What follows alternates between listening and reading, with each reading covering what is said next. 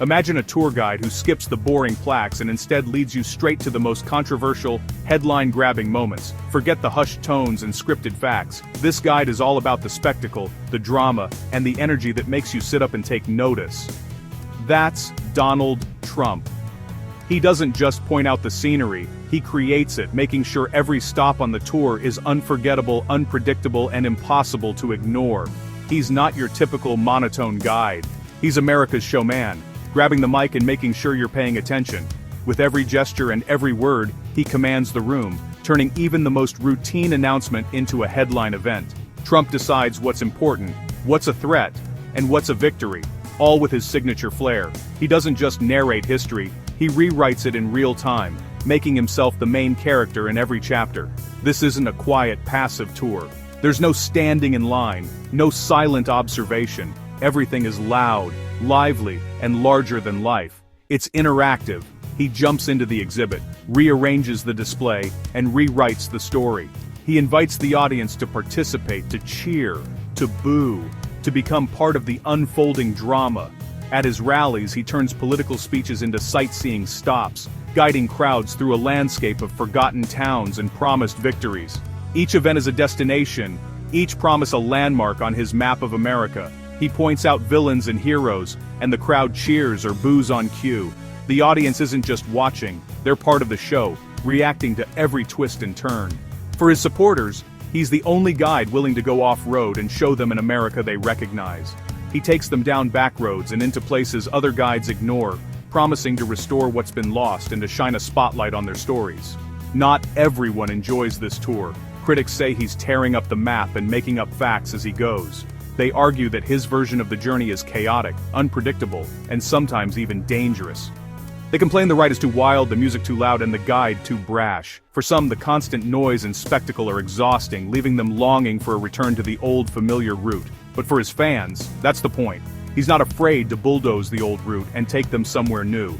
They see him as a pioneer, forging a path through uncharted territory, and inviting them to join the adventure.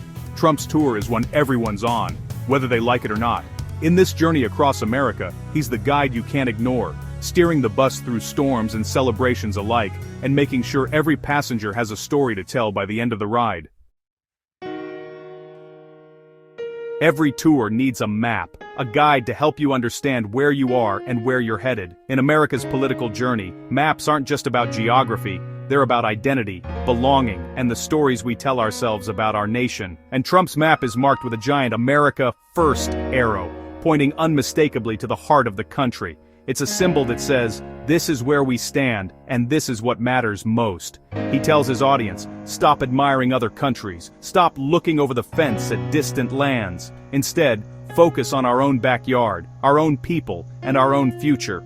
He puts America at the center, making national pride not just acceptable, but loud and unapologetic. The message is clear. Patriotism is back in style, and it's for everyone who calls this place home. The map highlights factories as landmarks, celebrating the places where American hands build and create. These are the new monuments, symbols of strength, work, and self-reliance. The DC swamp is drawn as a bog, a warning about the dangers of distant elites and entrenched power. And the media? It's a funhouse of fake news, distorting reality and confusing the traveler. If it's pro-America, it's good. If it's made here, it's worth celebrating. The map rewards loyalty to the homeland, but if it's globalist, it's a tourist trap, something flashy but empty, distracting from what really matters. This simple legend reframed the national conversation, energizing millions who felt left behind and giving them a sense of direction. But it also drew new borders, dividing those on his tour from those left out, creating a sense of us versus them. Critics saw America First as America Alone, a retreat from global leadership and a shrinking of America's role in the world. They argued his tour excluded many, leaving some Americans feeling like outsiders in their own country, unsure where they fit on this new map. To supporters, the map was clear, bold, and inspiring, a rallying point for a renewed sense of purpose. To others, it was divisive and confusing, a map that left too many people lost or left behind. Trump's map changed how people saw their place in the world, redefining what it means to belong, for better or for worse. On Economic Avenue, Trump tossed out the old rulebook. He saw bad trade deals like NAFTA as crumbling buildings, ready to be bulldozed and rebuilt. His tool was the deal: tax cuts to unleash growth, tariffs to stand up to China, and promises to bring jobs home. Supporters pointed to low unemployment and a booming stock market as proof his tour was working. They saw a guide fighting for American workers, restoring lost landmarks of industry. Critics, though, warned his trade wars were messy and costly, with higher prices for consumers. They argued his tax cuts favored the wealthy and ballooned the national debt. For some, it was a bold new route. For others, a reckless joyride ignoring warning signs. Trump's economic detour left the country debating whether the destination was prosperity or peril. On the world stage, Trump saw America paying for everyone else's ticket. He challenged alliances like NATO, demanding others pay their share. International summits became business meetings. He was there to renegotiate, not make friends. His handshake with Kim Jong-un and moving the U.S. Embassy to Jerusalem were bold, controversial stops. Supporters saw a leader putting America first, ending endless wars, and refusing to be taken for granted. Critics saw a guide alienating allies, cozying up to authoritarians, and tearing up peace agreements. They worried his unpredictable style weakened America's standing. For some, it was a tour of strength and self-respect. For others, a reckless ride leaving America isolated. Trump's foreign policy tour redrew the map and the risks. The world watched, unsure if America was leading or just lost.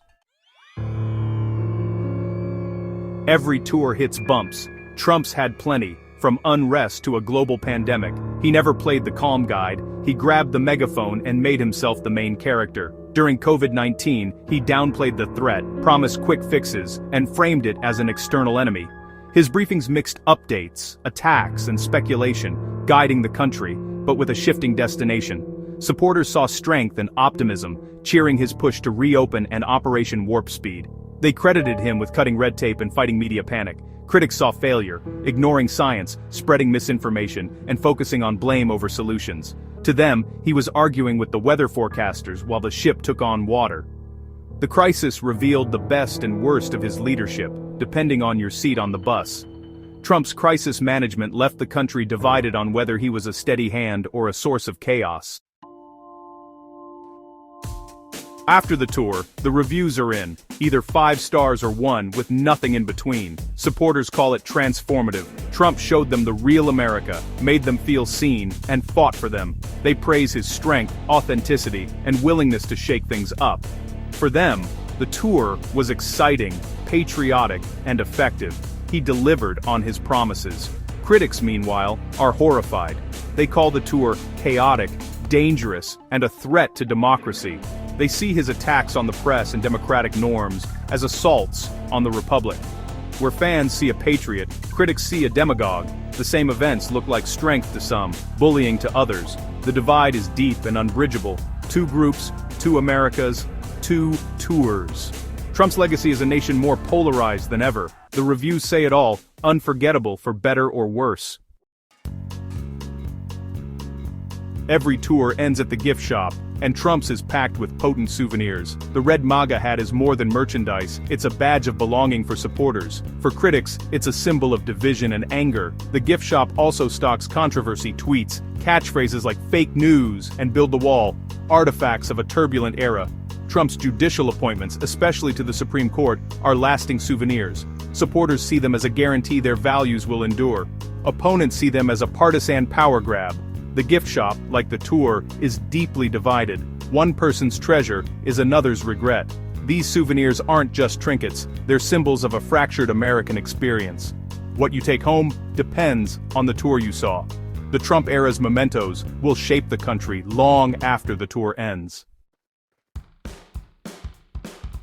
After the 2020 election, it seemed the Trump tour was over, like the curtain had finally dropped on a show that had dominated the national stage for years. The crowds thinned, the music faded, and the spotlight shifted away from the man who had commanded it for so long.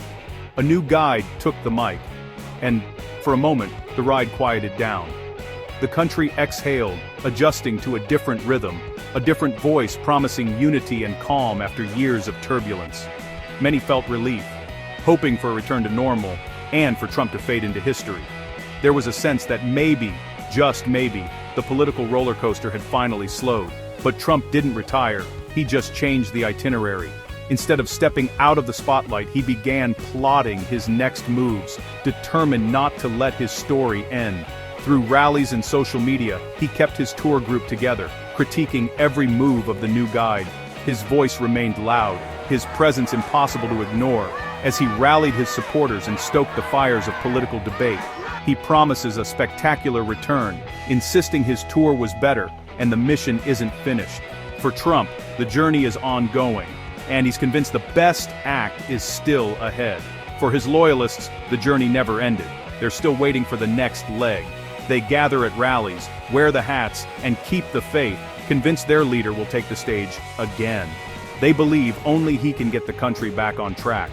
For them, Trump is more than a politician. He's a movement, a symbol of unfinished business and unfulfilled promises. Whether you see him as a showman revealing truths, or a demagogue dividing the nation, depends on your seat.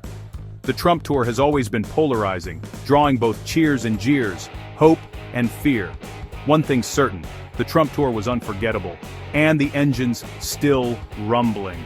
The echoes of his rallies and the energy of his base continue to shape the political landscape. No one knows if we've reached the end, or if the wildest ride is yet to come.